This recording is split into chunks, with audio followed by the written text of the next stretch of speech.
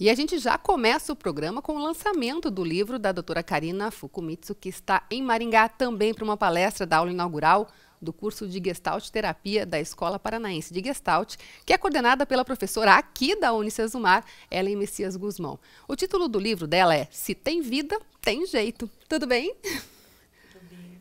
Bom, esse livro foi escrito, você esteve aqui ano passado, né? Podemos mostrar aqui. Você esteve aqui no ano passado e a gente falou que ele estava saindo do forno e que foi escrito exatamente no período difícil da sua vida, né, doutora? Sim, eu acredito que num dos piores momentos da minha vida, que eu cunhei por tsunami existencial. Então, o livro A Vida Não É do Jeito que a Gente Quer, ele é fruto exatamente do meu adoecimento, inflamação cerebral, ADEM, e o meu convalescimento. E eu lembro que na época até você disse que o médico tinha dito, não pode ficar escrevendo, tem que ficar em repouso, e você deu um jeito. Eu sempre fui muito teimosa e uma pitadinha de ousadia me ajudou. E de uma crença que realmente, assim, se tinha vida, tinha jeito. Até porque eu me sentia cada vez mais me definhando, morrendo, e com muito medo, né? Não da morte em si, mas de não conseguir contar para os meus filhos sobre a minha história e também de esquecer a minha história, porque o meu adoecimento ele fez com que eu tivesse várias lesões, né, massa branca no cérebro, o que me assustou bastante.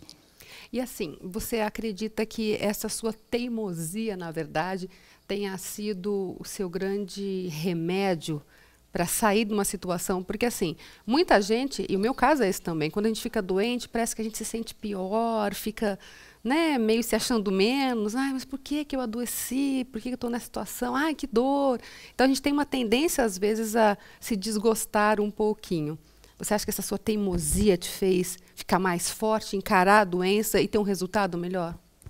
Na minha vulnerabilidade, eu encontrei a possibilidade de sair e transformar a dor em amor.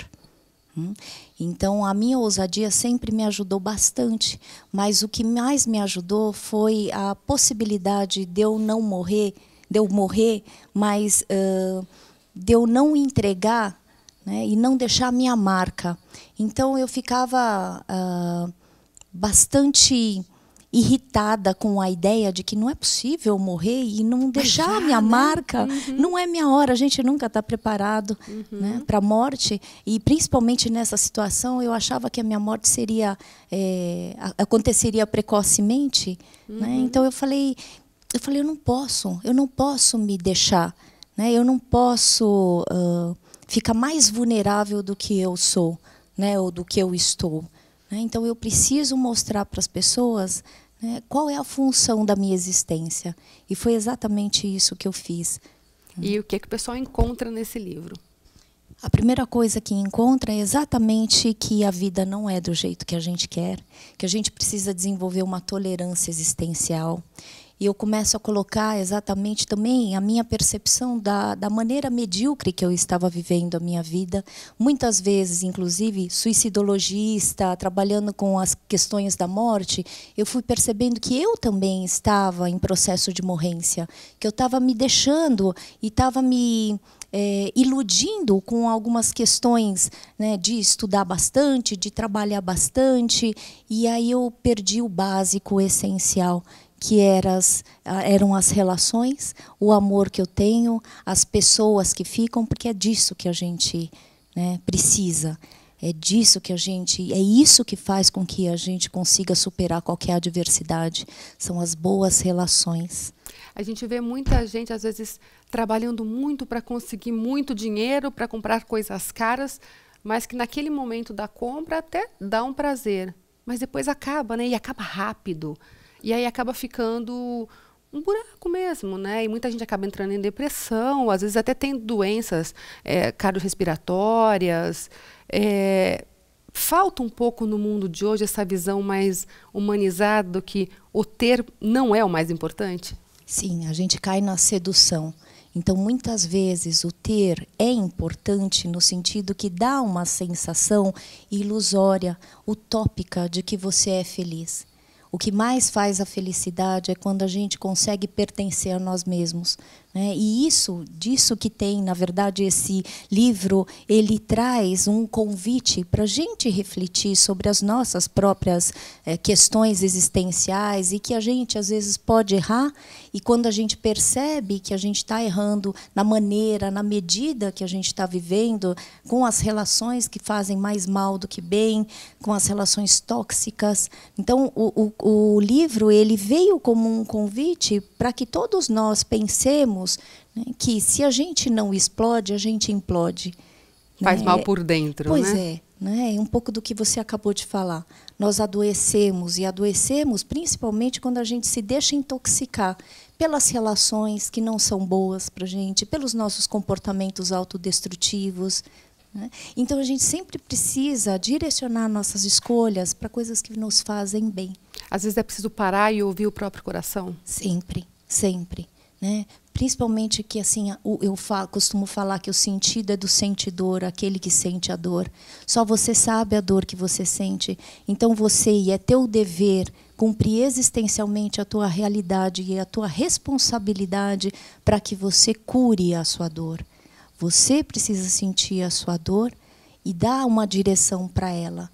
Você acredita que muitas vezes a gente compra sonho dos outros? Ou seja, tem que estudar em Harvard, tem que ter a melhor nota, tem que ganhar dinheiro, mas de repente não é a nossa necessidade? Sim, né? A gente acredita ilusoriamente que o ter é mais importante que o ser. Né? Só você realmente pode traçar os teus objetivos, mas não se iluda. Não caia nessa utopia de que porque o outro falou, porque todo mundo fala, nem sempre a maioria tem razão. Né? Você pode alinhar, né, os teus sentimentos, o que você quer, os teus projetos de vida, porque ninguém vai existir por você. Né? E a gente percebe às vezes que, assim, pais, às vezes, homens falam, nossa, mas você está louca, você está trocando o emprego onde você ganha milhões, ou que ganha super bem, para trabalhar nisso só porque você gosta. É esse gostar que faz toda a diferença, né? É o amor que sabe direcionar. Né? Quando a gente consegue ouvir o nosso coração, inclusive a palavra coragem, ela tem o mesmo prefixo, né? O início, cor, né? De coração. Então, a gente tem coragem quando a gente ouve o nosso coração. Né? E a gente precisa assumir essa responsabilidade. O que eu mais aprendi no meu adoecimento e com essa salvação psíquica, que foi a escrita do livro, né? Foi que eu tenho os meus sonhos e ninguém vai viver por mim aquilo que eu preciso viver. Bom, o pessoal encontra o livro aonde? Se vocês escreverem para mim, porque é uma publicação autônoma, karinafukumitsu@gmail.com ou www.livrariadigitalpp.com.br. Joia. Para a gente fechar, então, que todo mundo consiga escutar a voz do coração. Que todo mundo consiga escutar a voz do coração e acreditar que se tem vida, tem jeito. Se não der certo agora, depois dá, é isso? Sempre, tudo passa. E se não está dando certo é porque não é para dar por enquanto. Isso não quer dizer que nunca dará certo. E podem vir coisas melhores, né? Isso, confia. Confia que se tem vida, tem jeito. Muito obrigada pela sua participação.